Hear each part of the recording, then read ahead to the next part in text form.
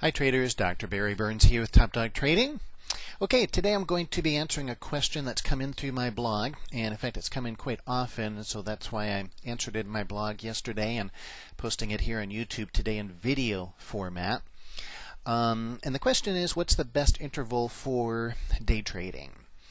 And most people, when they ask that question, they're assuming 1 minute chart, 2 minute chart, 3 minute chart, 5 minute chart. What's the best interval? My answer is no minutes. Okay, I don't like minute charts too much. They do have some advantages, but to me, the disadvantages outweigh the advantages. I like what are called tick charts as opposed to minute charts. So let me explain what that is. And if you want to get a little more detail, you can go to my blog, topdogtrading.com. That is my blog. The very first page is my blog. And I posted a more detailed explanation on there. But here I've got the video, so it's kind of nice to see the video explanation as well. Okay, so here's a 2-minute chart of the S&P E-mini. And the moving average here is just a 20 simple moving average. I just put it there as a reference point. Let's say that we wanted to go long off of this little mini double bottom here, and with my trading method what I do is I never risk more than about a bar, sometimes a bar and a half. That's about it. Very, very low risk. So in this situation what I'd be doing was I would be measuring the range of this bar here. Okay, we'll circle it, and I would enter just one tick. A tick in this case is the minimum movement of the S&P, which is 1/4 of a point, and my stop would go one tick below the low. So the range of this bar, the high is 15.1850, the low is 15.16 even. So that's a 2.5 risk, 2.5 points, 2.5 points. But there's 4 ticks in every point. So that's a 12 tick risk. A tick is again the minimum amount that the market moves. It's the increment in which it moves in. $12.50 per tick. So that's $150 per contract. Okay, so again, this is 3 points, and the risk is $150 per contract. And that's one of the problems with minute charts. At turning points, it tends to create wide range bars like this. And when you have wide range bars at turning points, and I'm looking to buy cycle lows and sell cycle highs, so I'm looking for these turning points. And minute charts tend to put in these wide range bars, and that increases my risk. And risk is the one thing you can and must control in trading. So I'm always looking for ways to reduce my risk, and tick charts is one of the ways that I do that. Okay, so remember this, or jot it down on a piece of paper. I'll remind you about it in a minute. We're going to pull up a tick chart of this exact same place in the market here in just a moment. But before we do that, the other thing I want to show you is also that this is a 2-minute E-mini chart. So each bar represents 2 minutes of time. And when 2 minutes and 1 second starts, then the next bar starts. And this little double bottom, notice how many bars are here? 4 bars. And that's it. And that's because the market doesn't care or I should say the chart doesn't care what's happening here, other than it's just going to make the price bar hold this vertical line for 2 minutes, regardless of price movement, regardless of volume, regardless of anything. And at turning points in the market, volume does tend to come in. You want it to come in. If this market's going to go up, there should be some buying volume down here, right? If there's not, then it's less likely the market will continue. Well, if there's going to be buying volume, that's going to normally make the market go up. And if the market's going to go up because there's a lot of volume coming in, that's going to make the price go up. But if you don't allow a new bar to form, then that means this bar is going to be a wide range bar. Okay? But notice the symmetry. Other than that, also notice just the symmetry. There's only 4 bars here. You know, is that really a double bottom? Well, yeah, sorta, kinda. But what I like about tick charts is they form more of a symmetrical price pattern.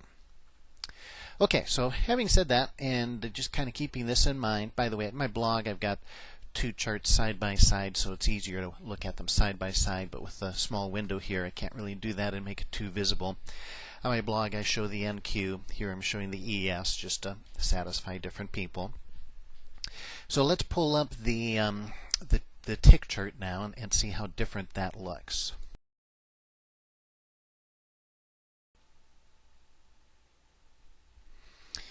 Okay, so here's a tick chart. Again, this is the E-mini futures, and this is a 200 tick chart.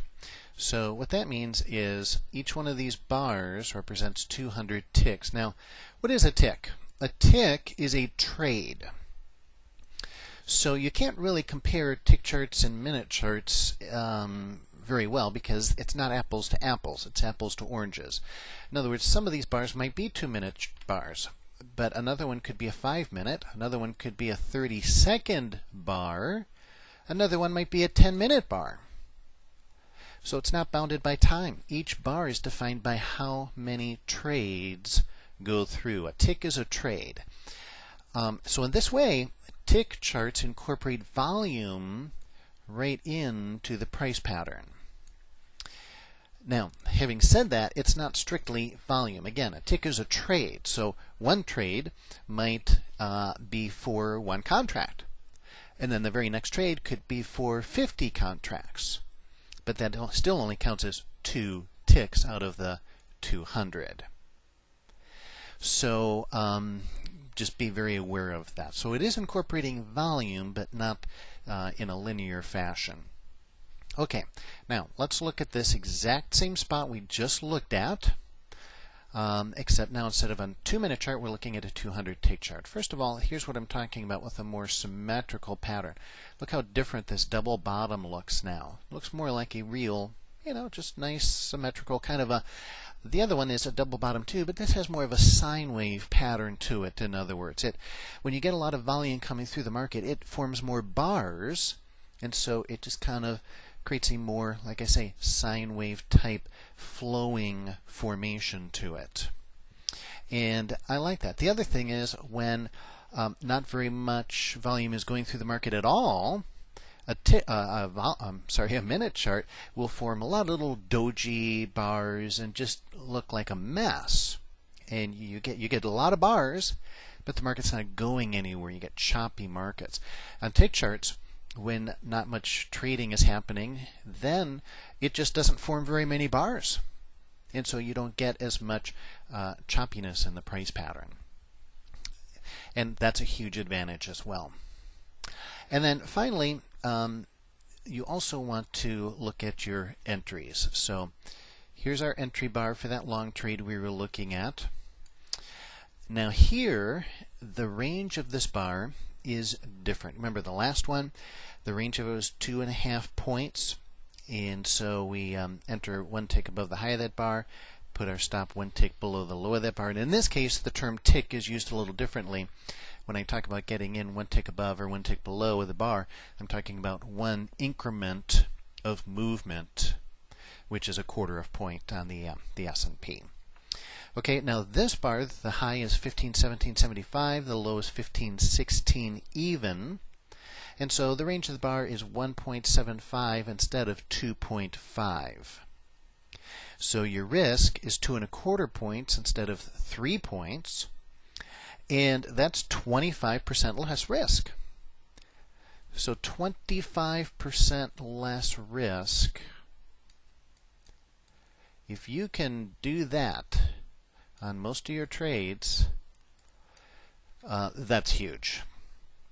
That is huge. You can reduce your risk by 25% and still maintain accuracy.